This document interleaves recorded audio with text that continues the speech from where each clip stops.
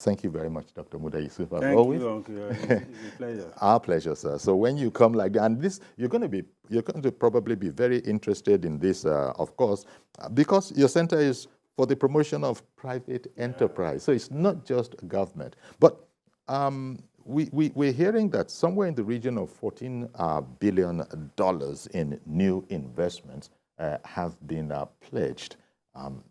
That clearly is good news. But give me, if you will, your impression of this particular outing and what it portends for, as Mr. Wale Edun was saying there, in addition to the president, it's all about a mutual benefit for both sides and with the objective of lifting our people out of poverty and no doubt making very good returns from them. Well, I believe it's a visit that we should commend and appreciate. Because if there is anything we need at this point, it is investment. Okay. Both domestic and foreign. And let me emphasize that from the beginning. Foreign investment is as important as domestic investment, or vice versa. Okay. And looking at where we are coming from, if you look at the data, 2022 was perhaps one of our worst outings as far as foreign direct investment is concerned. Any particular reason for that? And I ask that because there was a part, and you might get to it, where the president was saying, don't be scared, you know, don't be apprehensive, don't be worried. Were those the kind of things that also led to what you've just said? That it was exactly. Because whereas in many other economies, there were positive, outcomes as far as FDI was concerned in 2022. In China, for instance, they had an FDI of over $189 billion US. In India, it was over $40 billion US. In South Africa, it was about $9.1 billion US. Foreign direct investment from them to other countries? No. From other countries to them. Oh, to them? Yes. All right. That's as an investment destination. For Nigeria, it was a negative. It was a contraction of about $187 million. And what that means is that rather than investment coming in, investments were going out. Which speaks to the divestment that you have experienced.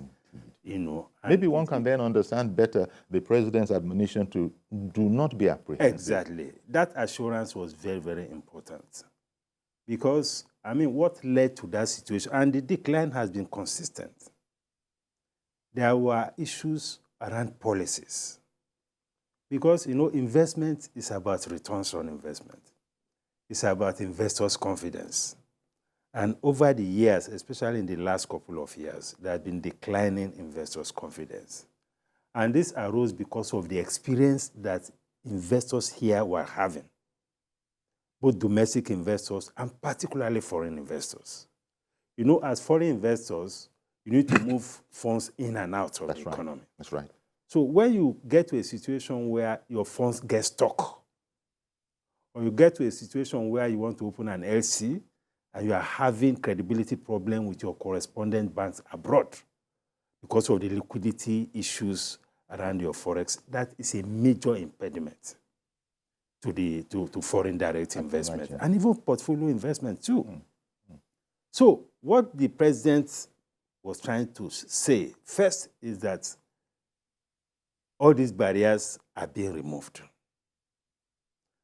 And more importantly is to emphasize the point that some critical reforms necessary to attract foreign investment have already begun to happen, especially around foreign exchange, around even the Petroleum Industry Act itself. But one of the objectives of the act and all this fuel deregulation thing is also to open up the sector for more investment. And you have some other investment-friendly legislations, ease of doing business and all of that. That is the point that the president was trying to make. Even though we were hearing something of that in the previous administration, that efforts were being made towards what you've just said, improving the ease of doing business. But apparently, it didn't come out in a practical sense. Yes, yes. Efforts were being made, and we must also acknowledge the previous administration. There was some review of some legislations around business registration and some of these bureaucratic bottlenecks. Yes. There were some steps taken, and it was even driven up to the level of a legislation. But the fundamental problems impeding investments were still there. Because how do you explain a situation where airlines that are flying to your country are complaining that over $800 million of their funds have been trapped here? Because of policies. Yes, because of policies, largely.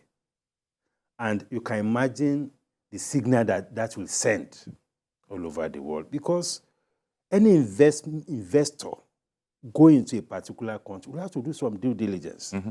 You have to do some studies to find out what is happening on the ground. So those things happen. And when you have such a negative reports about what is happening to existing investors, it is not good. So some of these reforms are intended to remove those barriers. Okay.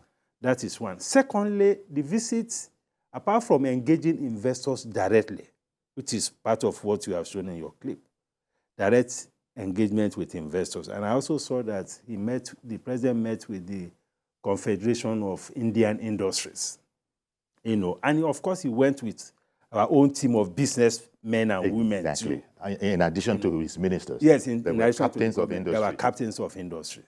So while he's engaging them on policies, the investors, the private sector counterparts will be engaging them on deals on how to also partner in the area of investment. And the opportunities that exist. The second leg of that outing is the bilateral element of it. Because there's also the diplomatic engagement or diplomatic networking that meeting provides. Because it's not just about visiting India. It's also about being part of the G20 meeting, even though as an observer. So the fact that you have that aggregation of so many heads of government from powerful countries and from also developing countries also provided an opportunity for diplomatic engagement. Exactly. Which will also prepare the ground for further investment engagement with stakeholders. So those are the two major components of the visits. And for me, it's something that is good, that we need to leverage upon. But more importantly is to ensure that some of these reforms that we are putting in place also are made to endure. We drive them expeditiously and conscientiously to ensure that we achieve the right outcomes. So that, because all of these things is also about confidence. Exactly. Those things are key. And exactly, you spoke about that confidence, and in fact, we'll play that clip now that you referred to. Even his Indian hosts observed that, look, Mr. President, we observe you have a prepared script, but you put it down and you spoke from the heart. And we've noted that, and we're highly encouraged by that.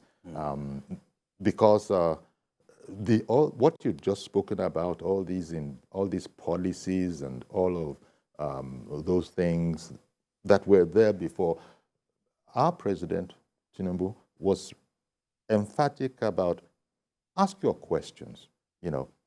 These are different times. It's a new day, is what he seemed to be saying. And when his Indian hosts said they had observed it and that they appreciated the fact that Mr. President was speaking from the heart, they were highly encouraged and would do a lot. There's so many aspects. Maybe we'll touch on them, but let's hear the president himself. Okay. Yes. God will help you. God will help you. I'll pray for that.